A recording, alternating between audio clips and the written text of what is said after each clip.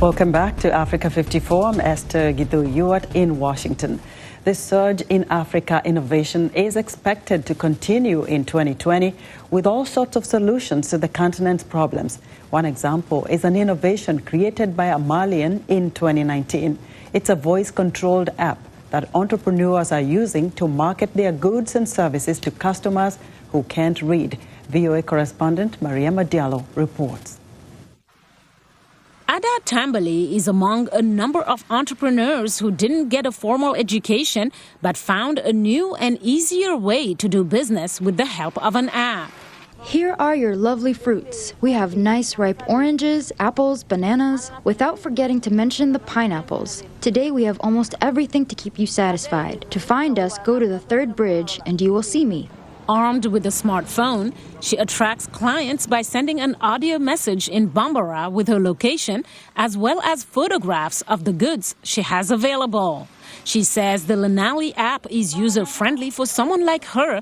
I installed it myself because Lanali has Bambara, Soninka, and almost all the languages. Developer Mamadou Goro Sidibe, an IT engineer from Mali, says he wanted to serve people who couldn't read or write, as well as help those who need to share information in French but have not gone to school to learn it. A lot of people get applications installed for them because they can't do it themselves. So it was with that in mind that we created vocal guides, vocal instructions in the local language so people can understand what they are doing. Sidibe says simple things such as setting up a profile can be challenging for some. If you know how to write, you can put it in writing, and if not, you speak into the application and record it.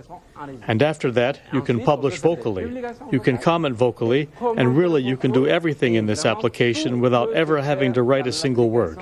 Most small business owners in Mali relied on friends, family, and word of mouth to keep them going.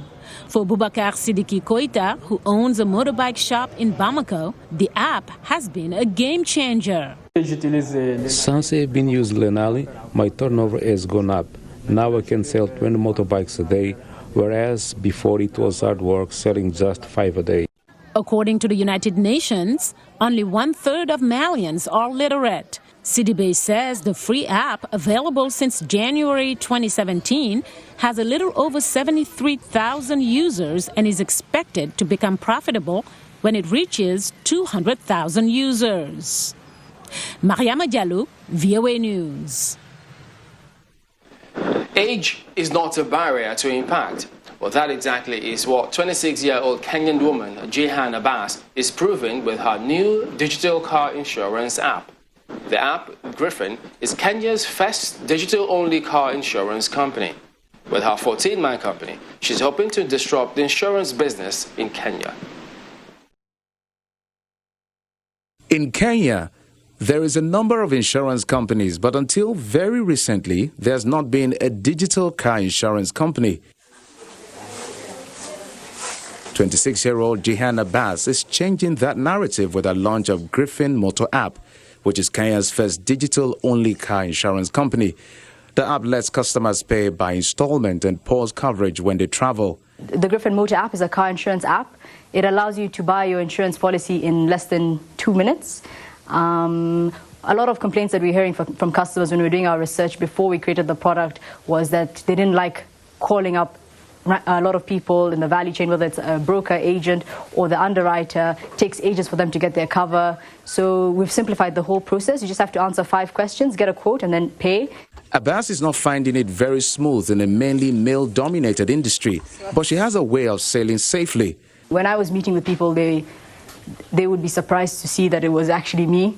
But nonetheless, I think the main thing was that I actually went to do my MBA last year, and the reason why I decided to do it last year was because I felt like having a piece of paper would actually prove to people that I am capable, although I do have the technology behind me and this amazing team.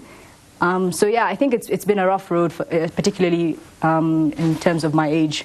Breaking the ground, she's hoping to help intending entrepreneurs make headway in the technology-driven business.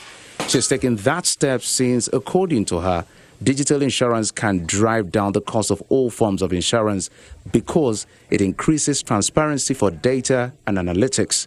A lot of the CEOs here are not only men but also foreigners.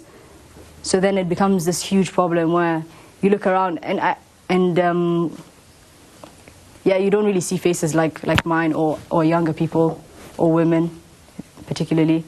So I think that's something that we need to change. For example, something like M-Pesa is revolutionary not only here but around the world. And seeing that we're actually able to build technology that is unrivaled is really important to me. And for me, it's the critical part of Lamy and Griffin is that it was built in Africa for Africans. So that's something that I'm very proud of. Nairobi is a technology hub nicknamed Silicon Savannah and is host to many entrepreneurs from places like the United States and the United Kingdom. It's time now for a short break. We'd like to remind you to visit our website, channelstv.com, for news and programming around the clock. You can also find us at youtube.com/channelsweb. Still to come. A cactus that spreads like a weed, killing off thousands of acres of grassland and sickening livestock. We'll see what Kenya is doing to solve this prickly pear problem. But that story after the break.